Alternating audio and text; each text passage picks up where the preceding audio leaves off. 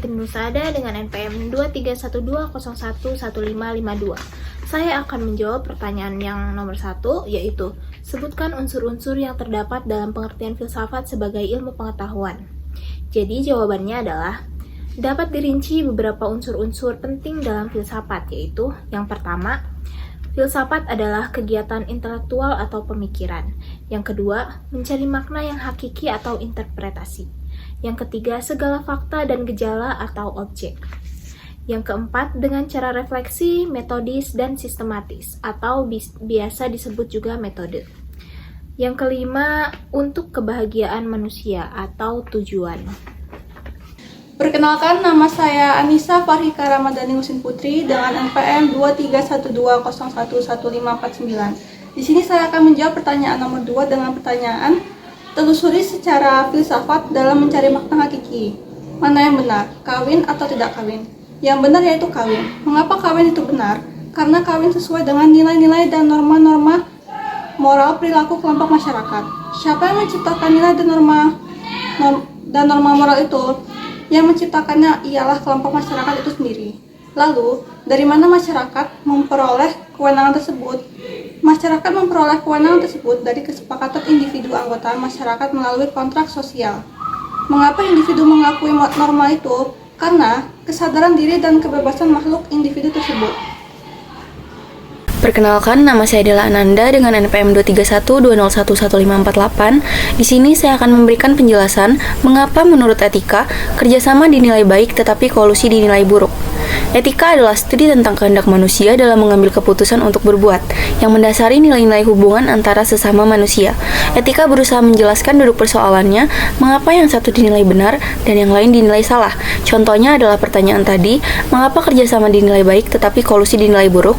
Penjelasannya ialah, kerjasama dinilai baik karena menghasilkan nilai bagi kepentingan bersama, dilakukan secara terbuka dan jujur, berdasarkan kehendak bebas yang tidak menyimpang dari norma, dilandasi kesadaran untuk mencapai keadilan, mencerminkan hati nurani yang mengarah pada kebaikan. Sementara kolusi dinilai buruk karena menguntungkan pihak tertentu dan merugikan kepentingan umum, dilakukan secara tertutup atau tidak jujur, berdasarkan kehendak bebas yang menyimpang dari norma, tidak dilandasi kesadaran moral yang benar, serta bertentangan dengan hati nurani dan nilai keadilan.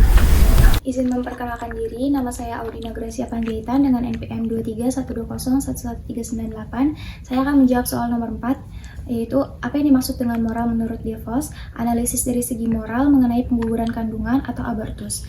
Menurut DeVos sendiri, moral itu adalah keseluruhan aturan, kaidah atau hukum yang berbentuk larangan atau perintah yang mengatur perilaku manusia dan masyarakat di mana manusia itu tinggal. DeVos menilai abortus itu tergantung pada nilai dan norma yang berlaku di masyarakat sekitar. Abortus memang seringkali dianggap bertentangan dengan moral karena dianggap tindakan yang menghilangkan nyawa janin. Namun dalam perspektif lain, terdapat kondisi tertentu seperti kehamilan karena pemerkosaan atau kondisi medis yang membahayakan nyawa ibu. Jadi, manusia tidak boleh bertindak semena-mena ataupun tidak berbuat apa-apa. Jadi, perilaku manusia diatur oleh norma yang berlaku umum bagi semua manusia. Terima kasih.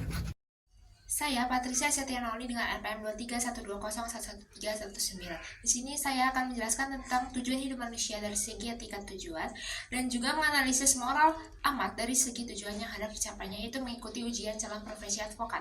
Setiap perbuatan manusia mengandung dua hal, yaitu sumber perbuatan, yaitu kecenderungan batin baik atau buruk, dan tujuan perbuatan, yaitu sesuatu yang diharapkan dari setelah terjadinya perbuatan tersebut.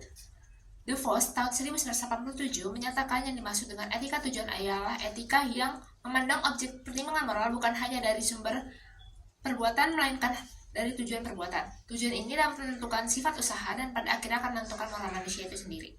Dapat disimpulkan bahwa tujuan hidup manusia bukanlah sesuatu yang tetap dan universal, melainkan sesuatu yang baik nilainya, karena sesuatu yang baik akan menghasilkan usaha yang baik dan menghasilkan gambaran moral yang baik juga bagi manusia yang akan mencapai tujuan tersebut. Contoh kasusnya itu Ahmad mengikuti ujian advokat dengan tujuan yaitu ahli dalam bidang profesi advokat, dan yang diperlukan itu adalah pengetahuan umum yang mendalam, public speaking-nya bagus, dan juga mampu beracara di pengadilan. Untuk itu Ahmad harus berusaha aktif dan rajin supaya dapat mencapai tujuan yang hendak dicapainya, yaitu Ahmad harus lebih berusaha keras, ingin maju, dan juga alim.